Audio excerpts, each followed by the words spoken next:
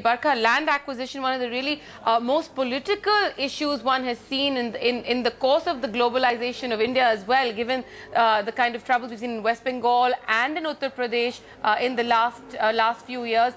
Is this a move that seems seemingly radical? Will it have political consensus in Parliament? Well, Maya, I think you're absolutely right in saying that land acquisition has been perhaps the most volatile and fractious political issue confronting India today. And we seem to have really moved very far away from the time that special economic zones were embraced with the stamp of political consensus as a way forward for the Indian economy.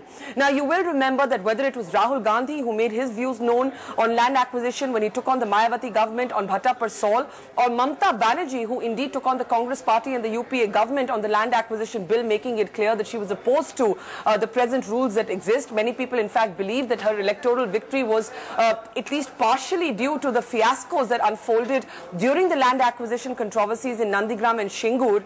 As you said, these have been deeply divisive issues. Now in my hand we have the exclusive details of proposals that have been made by the parliamentary panel that was set up to look into this issue. This is, of course, a multi-party forum. And let me just briefly take you through the 2 or 3 key changes. One is that the parliamentary panel has proposed severely restricting the circumstances in which the state can acquire land. And they have restricted this to infrastructure and social sector projects only.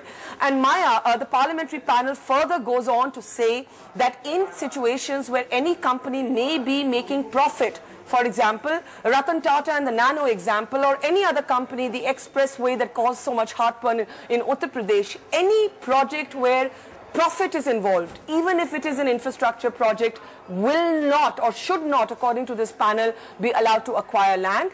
Instead, companies will have to go into the open market and purchase land directly from the farmer or the villager. What does this mean and why is this significant? It means that if you and I don't want to, as farmers, give up our land, don't want to sell it to the companies, nobody can force us to do this. This is what the parliamentary panel says about profit-making ventures, even excluding public-private partnerships or companies that are public sector units from acquiring land if there is an element of profit involved. Further, the parliamentary panel says that the Gram Sabha consent is necessary for any land acquisition project. It also says that food security, the definition of food security, should be expanded to include areas that are rain-fed areas and not just confined to multi-cropped irrigation areas. And finally, it says that states should be required to draft their own legislation on what the ceilings should be in relief and rehabilitation packages, and uniform packages should not be applied across the country. So those are the dramatic changes that we've exclusively accessed. Of course, a big question mark on whether these changes will be accepted. Right, Barkha, stay with us. We're also being joined on the phone line by Nikhil Day. Mr. Day, if you're hearing Barkha's commentary just now, we're talking about the fact that there is a parliamentary panel that's proposing major changes in the land acquisition bill, basically looking at the fact that it has to be for social sector use only and infrastructure, not for profit. Barkha is raising the point of public-private sector partnerships as well and how they may be impacted. Can we get your first reactions to such a development? Yeah, there are 2 things. One is that it's a parliamentary panel recommendation. That doesn't make it binding on government at all. And even in the past, both on SEZ and on land acquisition, the parliamentary panels have actually taken a fairly pro-people position. The second is that one needs to be clear about what one means by infrastructure and social sector use, especially if it comes within the range of public-private partnerships. And in fact, the NAC recommendations were that acquisition should only take place for national security or essential infrastructure. Now, something like social sector could still leave gaps open for how it could be interpreted and used. But the very important factors are whether there is prior informed consent of the people themselves who are likely to be displaced or not, because those are some of the essential features, and whether the Gram Sabha's consent has to be got and how much percentage of the population being displaced.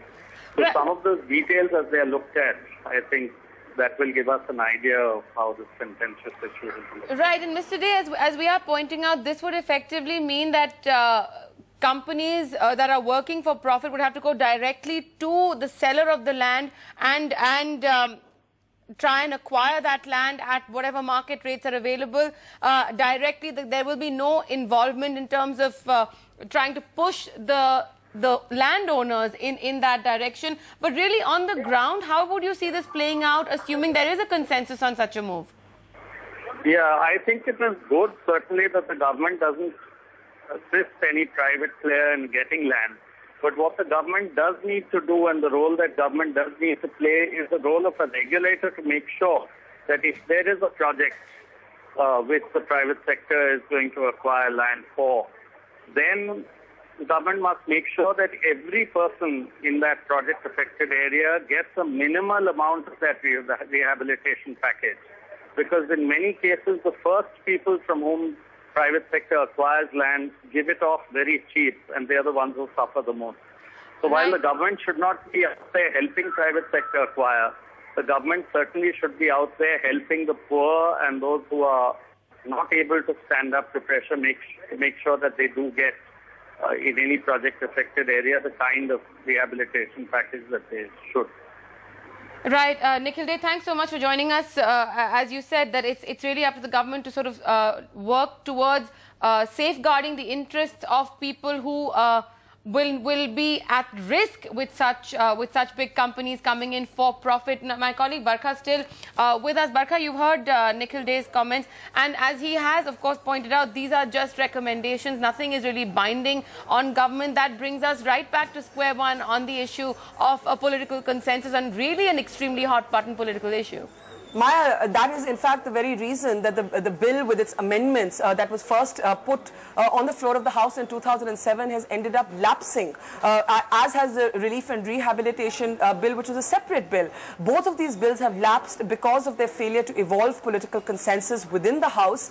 There is now the new Land Acquisition Bill that is awaiting clearance, awaiting political consensus, but you're going to have two very sharp reactions even to this set of proposals. One is, as you heard from Nikhil Dey, saying that this bill doesn't go as far as the National Advisory Council, which proposed its own bill, saying land acquisition should really be only in cases of national security, and I think he said infrastructure, finding social sector too vague. But you are going to have voices from the right of centre when it comes to economic policy, saying you've already got a laggard economy, you've already got corporates disenchanted with the economic ecosystem, as it were, and this is going to make it tougher and tougher for private players to enter infrastructure projects, because how do you get an infrastructure project off the road without land? So I think those are some of the criticisms that are going to come to the fore, especially since the parliamentary panel proposes that even public-private partnerships are to be excluded from land acquisition if they are profit-making ventures. So really only not-for-profit ventures in infrastructure and social sector getting the stamp of approval. But will these proposals be accepted by the Rural Development Ministry and by Parliament at large? These are only recommendations, and we should underline that. Right, Barkha, and as you just pointed out, the trickiest question really in the case of public-private partnership, because on the one hand, if infrastructure is okay, the government will not have the resources perhaps to do that on its own, and will seek a private sector enterprise to come in, which will not want to do it without any profit motive whatsoever. So that area certainly one that is something which is going to be problematic.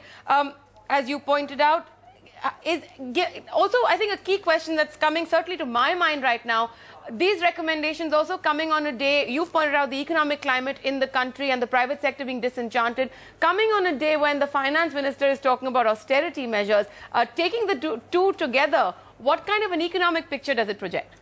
I think it presents an economic picture filled with political contradictions. You've got Pranab Mukherjee talking about austerity, about a bad phase in the Indian economy, about the rupee slumping, and you've got huge political divisions on whether the economic policy of liberalization is pro-people and pro-poor, which many in the opposition are saying it's not. Many even within the Congress party and Sonia Gandhi's National Advisory Council will not allow the Manmohan Singh government to pursue a policy of reforms. So you've got people who think that the liberalization policy in any any case is not pro the poor, including very powerful voices from within the Congress, and you've got critics of this government saying you don't even have the left in alliance with you, and yet you have not been able to implement a single economic reform of consequence. So either way, I think you're looking at an ecosystem where the leadership is nervous about putting an economic imprint of its own on policy, and you've got contradiction and drift.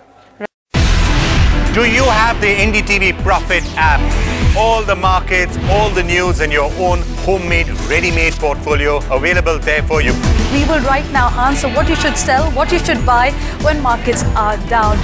Download at ndtvprofit.com/apps. Get the best app from the channel you trust.